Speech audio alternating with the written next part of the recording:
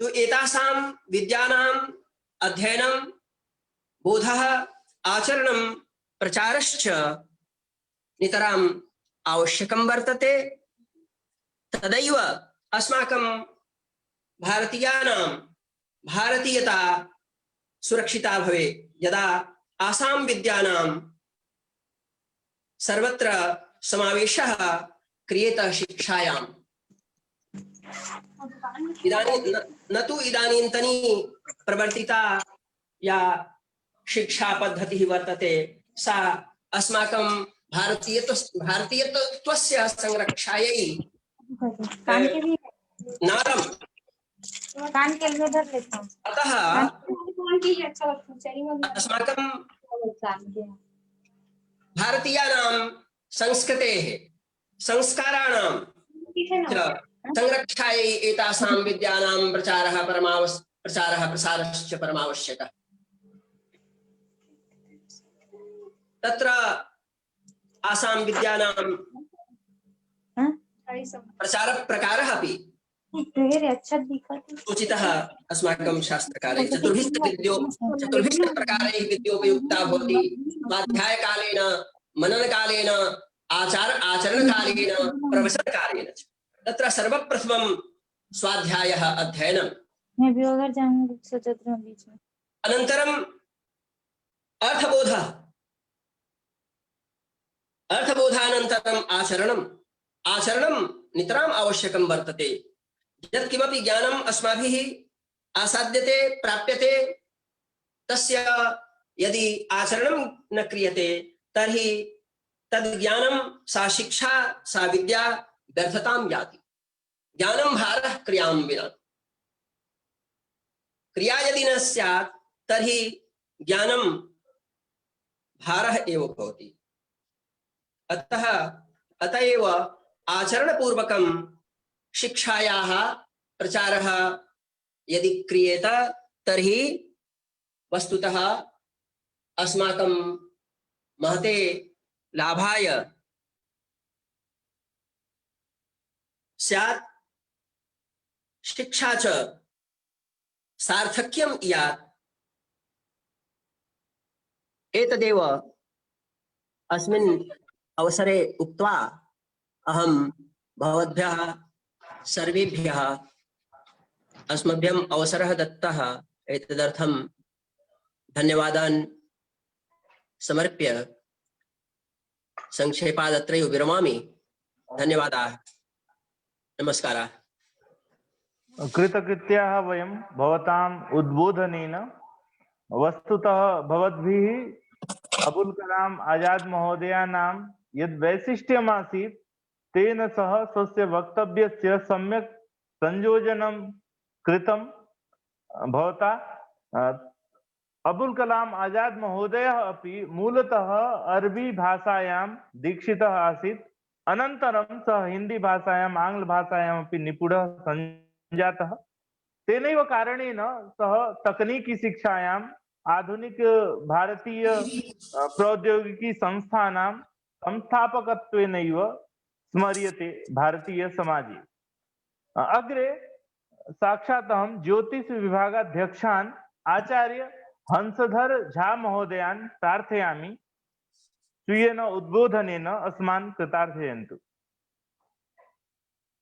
ओम।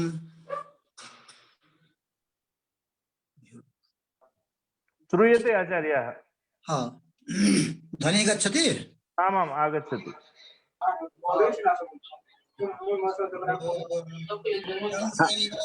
ध्वनिरायाति ब्रह्मेति वेदान्तिनो बौद्धा बोधेति प्रमाण पटवा करतेति नैयायिका अर्हन्नित्यथ जैन शासन रता कर्मेति मीमांसका सोऽयं वो विदधातु वाञ्छित फलं त्रैलोक्यनाथो हरिः। श्री राम जय राम जय जय राम, श्री राम जय राम जय जय राम, श्री राम जय राम जय जय राम। मान्याः संयोजक महोदयाः, अन्ये सभ्ये श्रोतारः विद्वांसः विदुष्यः वस्तुतः अस्माकं समक्षे स्वतंत्र भारतस्य प्रथम शिक्षा मंत्रिणः मौलाना अब्दुल कलाम आजाद महोदयस्य जन्मदिवसे आयोज्यमानस्य राष्ट्रीय शिक्षा दिवसस्य उपलक्ष्ये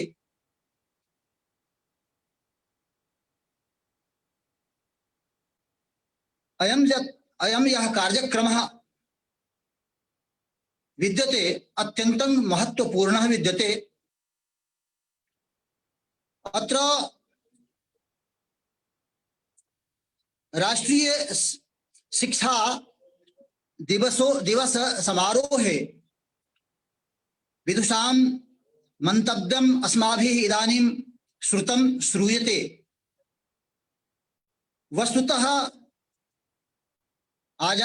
स्वतंत्र भारतस्य प्रथम शिक्षा मंत्री अस्माकं मौलाना अब्दुल कलाम आजादः यः अस्माभिः इदानीं स्मर्यते।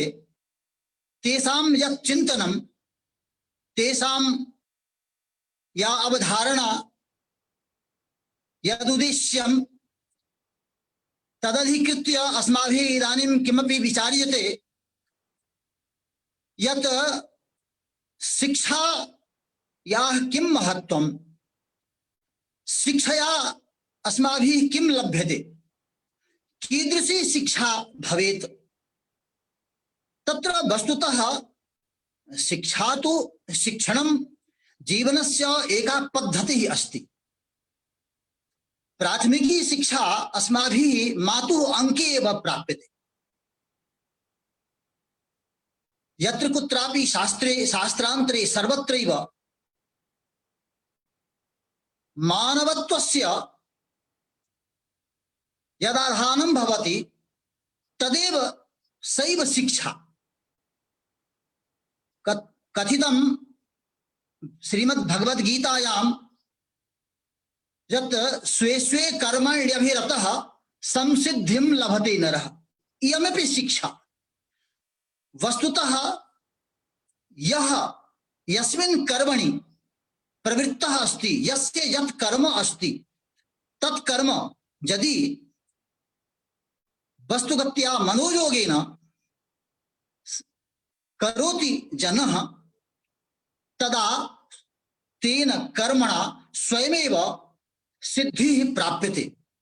अर्थात यः यत् कर्म करोति, यस्य यत् कर्म अस्ति, तस्य निष्पादनं यदि श्रद्धया करोति तदा निश्चयेन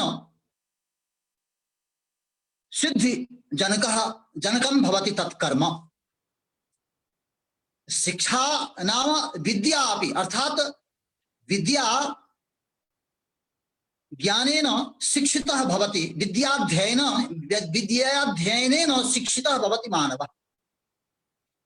विद्याविहीनः पशुः, पंचतंत्रे हितोपदेशे कथितं विद्याविहीनः पशुः एवं शिक्षाविहीनः पशुः एवमपि वक्तुं शक्यते।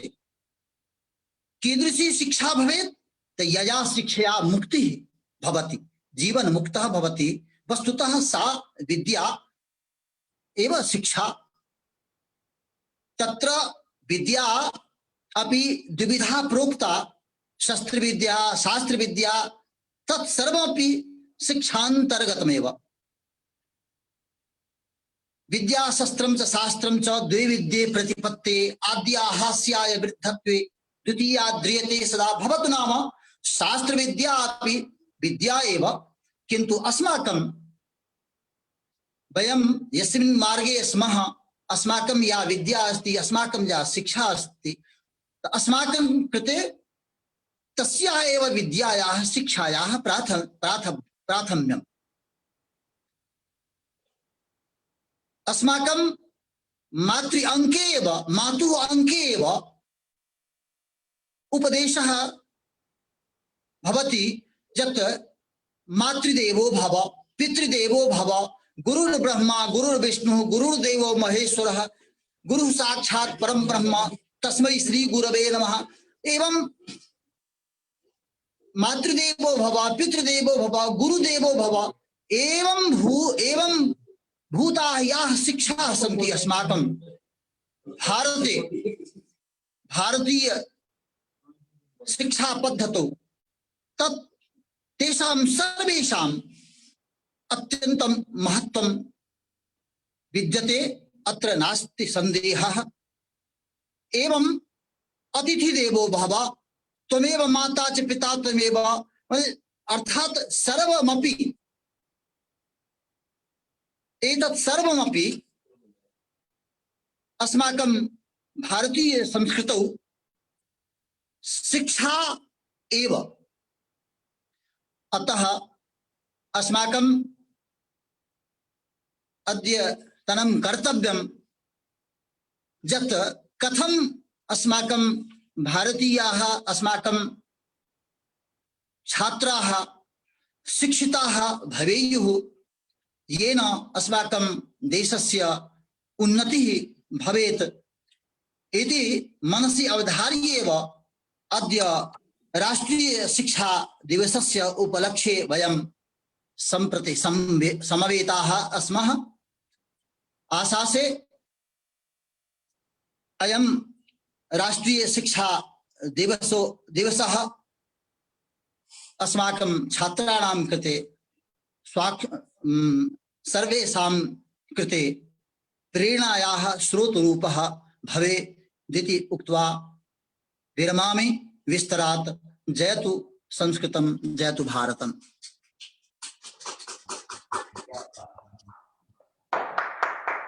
कृतज्ञाः वयम् आचार्याणाम् उद्बोधनेन। अग्रे अहं व्याकरण विभागाध्यक्षान् आचार्यान् सुबोध कुमार शर्मा महोदयान् प्रार्थयामि यत् ते अस्मान् उद्बोधयन्तु। हरि ओम। श्रूयते आचार्याः? आरभ्य। नमो नमः। आज सौभाग्य का विषय है कि हम लोग राष्ट्रीय शिक्षा दिवस के अवसर पर एकत्रित हुए हैं। वैसे तो अपना देश भारत हर हमेशा से शिक्षा का पुजारी रहा है, इसीलिए हमारे महर्षियों ने लौकिक आविष्कार या लौकिक चीजों की प्रधानता न देते हुए इन्होंने केवल उस शिक्षा और उस शिक्षा में भी परम तत्व की जिससे प्राप्ति हो वैसी शिक्षा को प्रधानता दिया, वैसी शिक्षा का लिया। वैसे यह जो आज हम राष्ट्रीय शिक्षा दिवस मना रहे हैं, तो यह एक ये दिवस भारत सरकार ने पहले शिक्षा मंत्री भारत रत्न सम्मानित मौलाना अब्दुल कलाम जी की यादगारी में इस शिक्षा दिवस को मनाया है। और यह प्रत्येक वर्ष, जैसा कि हम लोग जानते हैं, 11 नवंबर को मनाया जाता है। और अब्दुल कलाम जी स्वयं एक अच्छे शिक्षा शास्त्री थे और शिक्षा को जन जन तक कैसे पहुंचाया जाए यह उनकी धारणा रही है। ये हमारे आजाद भारत के एक प्रसिद्ध कवि भी थे, लेखक भी थे और हमारे प्रथम शिक्षा मंत्री रहे हैं। तो देश भर में 11 नवंबर को प्रत्येक साल राष्ट्रीय शिक्षा दिवस को हम लोग मनाते हैं। यह मौलाना सिंह जी, मौलाना जी को याद करने का एक दिवस है उनके माध्यम से पूरे शिक्षा क्षेत्र में कैसे प्रचार प्रसार हो, यह एक दिवस है। इसलिए हम लोग एकत्रित हुए हैं। और जैसा कि हमने पहले भी बताया कि वस्तुतः शिक्षा यह जो है भारत का एक प्राण तत्व है। इसी कारण से भारत गुरु के रूप में प्रतिष्ठित हुआ है सब दिन से। चाहे वह आज के परिवेश में लें तो पर भी भारत ही गुरु है। तो चाहे वह किसी समय में ओशो के रूप में गुरु, तो किसी समय में विवेकानंद के समय में विवेकानंद के प्रतीक में गुरु, और अभी तक यहाँ यदि चले तो रामदेव बाबा जी के गुरु के रूप में। इसलिए भारत हर हमेशा से गुरु रहा है और इस गुरुता की विशालता को हमारा नालंदा और यह प्रकटित कर रहा था। और इसी को लेकर के हमारे यहाँ यहीं तक नहीं और प्राचीन चले जाइए, मनुस्मृति के समय चले जाइए तो भगवान मनु स्वयं कहते हैं एतद् देश प्रसूतस्य सकाशादग्र जन्मनः स्वं स्वं चरित्रम शिक्षेरन पृथिव्याम सर्व मानवाः। इस प्रकार से जब उनके समय में उस समय भी कह रहे हैं, या हमारा वस्तुतः यह पूरा धरातल ही भारत की संस्कृति से पहले ओतप्रोत थी और उसके बाद फिर धीरे धीरे संकुचित होता गया। लोग जो है व्यक्तिगत स्वार्थ और व्यक्तिगत इसमें पढ़ते गए, इसलिए शिक्षा का भी अर्थ संकुचित होता गया।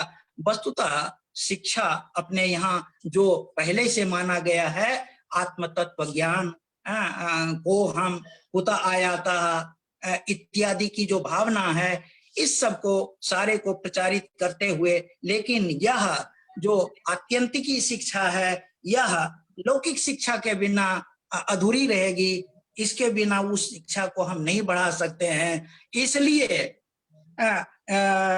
इन्होंने हमारे अब्दुल कलाम जी ने इस शिक्षा को भी यहाँ पर बल दिया था। और ये शिक्षा संपूर्ण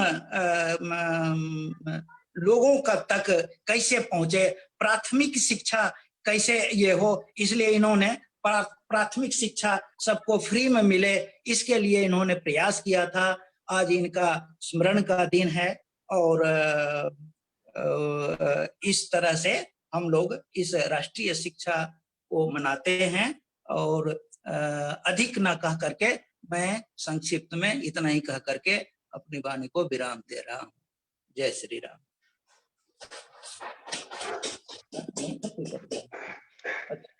धन्यवाद आचार्यवर, उपकृत हुए हम आपके उद्बोधन से। अब अंत में मैं इस कार्यक्रम के अध्यक्ष और शिक्षा शास्त्र विभागाध्यक्ष आचार्य जे भानुमूर्ति जी से निवेदन करता हूं कि अध्यक्षीय उद्बोधन से इस हम सबका मार्गदर्शन करें।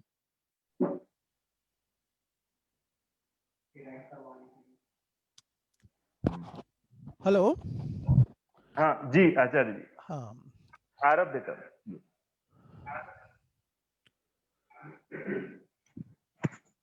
ओ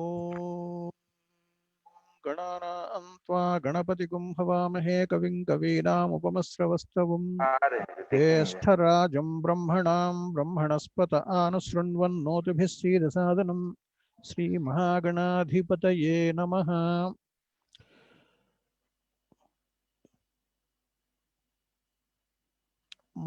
अत्यंत खुशी के साथ आज हम आजाद जी का जन्मदिन के अवसर पर राष्ट्रीय शिक्षा दिवस के रूप में मना रहे हैं। ये तो पूर्व वक्ताओं ने, कई लोगों ने कह दिया है उनके चिंतन में शिक्षा क्या है और हमारा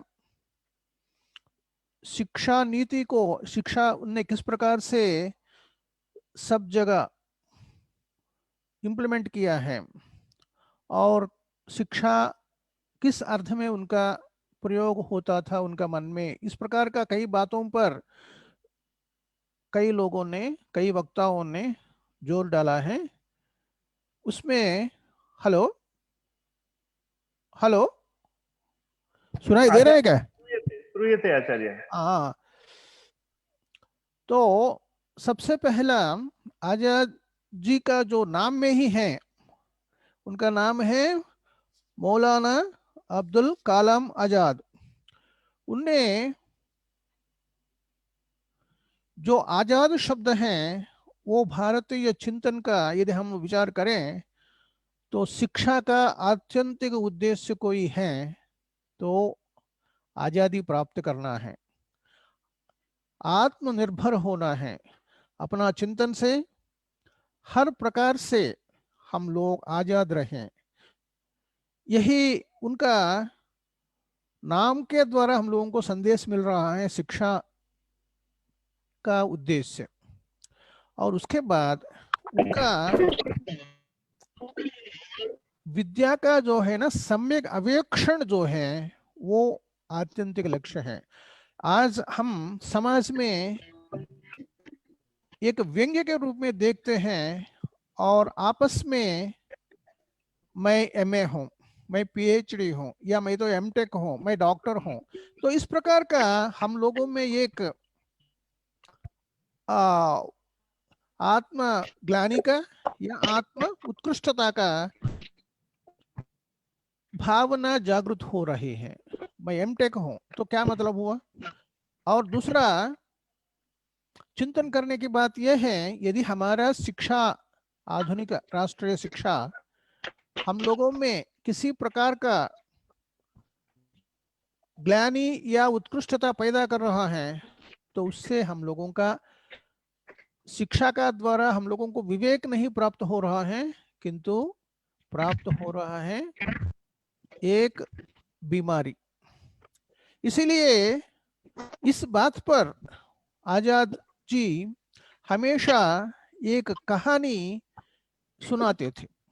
वो कहानी यह है कि बनारस में एक नाव चलाने वाला था, तो वो लोगों को इस तरफ से उस तरफ, गंगा का किनारे एक तट से दूसरी तरफ ले जाता था। तो उससे एक दिन एक संस्कृत विद्वान, वेदादि सकल शास्त्र भी अध्ययन किया है, तो उनसे मुलाकात हुई। उनको मतलब वो पार करा रहा था गंगा जी का। तो उस टाइम में पंडित जी ने उनसे पूछा, क्या भैया तुमने वेद पढ़ा है क्या? उसने कहा है कि मैंने नहीं पढ़ा है। क्या आप न्याय शास्त्र पढ़ा है क्या? उसने कहा है कि मैंने नहीं पढ़ा है।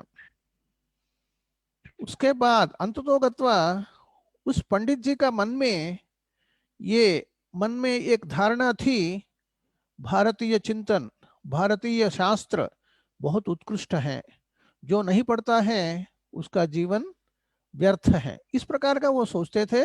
और वो नाविक से पूछा, क्या तुमने व्याकरण पढ़ा है क्या? कहा है कि मैंने नहीं पढ़ा है। तब उनने कहा, अरे भैया तुमने कुछ भी पढ़ा नहीं है, जो आहार निद्रा मैथुन आदि जैसे 4 चीज हैं जानवरों के बराबर, उसके बराबर ही तुम्हारा जीवन है। इसीलिए मैं समझता हूं तुम्हारा आधा जीवन तो बेकार हो गया है। तो ये पंडित जी से सुनकर उनने, वो नाविक बड़ा दुखी था। बाद में उनने थोड़ा दूर आगे जाने के बाद गंगा जी का प्रवाह बहुत तेज था, जिसके कारण से, तेज होने के कारण से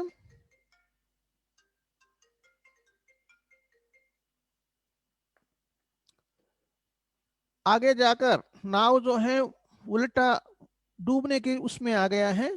उस स्थिति में नाविक ने पूछा, हेलो सुनाई दे रहा है ना सबको? जी आचार्य जी सुनाई दे रहा है। हाँ, नाविक ने पूछा, पंडित जी आपने तो बहुत शास्त्र पढ़ा है, वेदादि सकल शास्त्र पढ़ा है, क्या आप तैरना जानते हैं? तो पंडित जी ने कहा कि नहीं जानता हूँ। तो आपका तो पूरा जीवन अब व्यर्थ होने जा रहा है, क्योंकि अब नाव डूब जाएगा तो आप तैर नहीं सकते, तो आपका अभी मृत्यु होने वाली है। इसलिए आपका जीवन पूरा जितना आपने अर्जन किया है उससे कोई आपको अभी फायदा नहीं होने वाला है, आप डूब जाएंगे। किंतु मैं तैरना जानता हूँ, इसीलिए मैं तैर के चले जाऊंगा। इससे आजाद जी जो भी उनसे मिलता था, किसी भी प्रकार का कुछ ऐसा बात होती थी तो ये कहानी वो हमेशा सुनाते थे। उनका ये कहना है कि ज्ञान से बढ़कर क्रियात्मकता, कर्म, जो क्रियात्मक जो अध्ययन किया है उसका क्रियात्मकता यदि आप में है तो आप अपना जीवन बीत सकते हैं। लोक व्यवहार को ध्यान में रखते हुए उनका शिक्षा नीति का एकमात्र उद्देश्य है अपना जीवन सही ढंग से स्वतंत्र होकर, किसी प्रकार का किसी पर निर्भर ना होकर जीवन बिताना ही था। और दूसरा, उनका ये भी मानना है कि हर व्यक्ति बहिर्मुख होकर अपना जीवन बिताएं, क्योंकि शिक्षा का दो परिणाम होते हैं, एक अंतर्मुखित्व, दूसरा बहिर्मुख बनना। एक अंतर्मुखी बनना, दूसरा बहिर्मुखी बनना। तो हमारा भारतीय चिंतन जो प्राचीन शिक्षा है उसका मुख्य उद्देश्य है हम लोग अंतर्मुखी होना है, किंतु जो आधुनिक शिक्षा नीति में बहिर्मुख होना है। यही आजाद जी का शिक्षा मंत्री होने के नाते उनने सभी लोगों को शिक्षा प्राप्त होने के लिए उनने व्यवस्था की है। क्या इनसे पहले भारत में शिक्षा नहीं मिलती थी? क्या ऐसा नहीं है। जो व्यक्ति जिसके लायक हैं वो व्यक्ति उस वृत्ति के द्वारा अपना जीवन बिताता था। फिर भी पढ़ा लिखा होना, साक्षर बनना इस आज का दिवस का शिक्षा का मुख्य उद्देश्य के रूप में हम लोग मान सकते हैं। कोई आपको मूर्ख बना रहा है तो उससे भी हम लोग सचेत रहें, किसी व्यक्ति को ये मौका न दें हमको बेवकूफ बनाए। तो आजाद जी का स्मरण में मैं यही कहकर अपना बात को विराम देता हूं कि आजाद बनना, समता होना, सभी के प्रति समान हक के साथ सबको शिक्षा मिलना, और हर व्यक्ति अपना क्रियाशीलता के साथ अपना जीवन बिताने के लिए शिक्षा प्राप्त करना है। यही कहकर मैं अपना भाषण समाप्त करता हूं। धन्यवाद।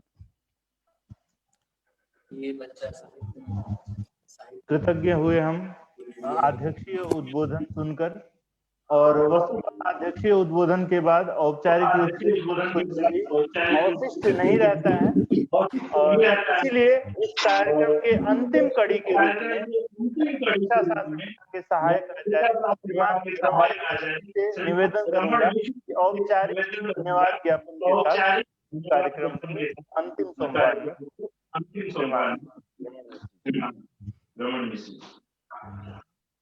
धन्यवाद। नित्यं ज्ञानं वितर भगवन् भूयसे मंगलाय। अबुल कलाम आजाद अर्थात अबुल गुलाम महिउद्दीन इदमपि एकं नाम आसीत् महोदयस्य। सारे राष्ट्र में आज इनके जन्मोत्सव के उपलक्ष्य में शिक्षा दिवस का आयोजन हो रहा है। अस्माकं भोपाल परिसरे अपि शिक्षा दिवसस्य संदर्भे एषः कश्चन कार्यक्रमः अद्य आयोजितः। अस्मिन् कार्यक्रमे ये सहयोगं दत्तवन्तः, एतस्य कार्यक्रमस्य बहु सद्यः एव आयोजनं कृतवन्तः, तेभ्यः सर्वेभ्यः धन्यवादम् अहं वितनोमि।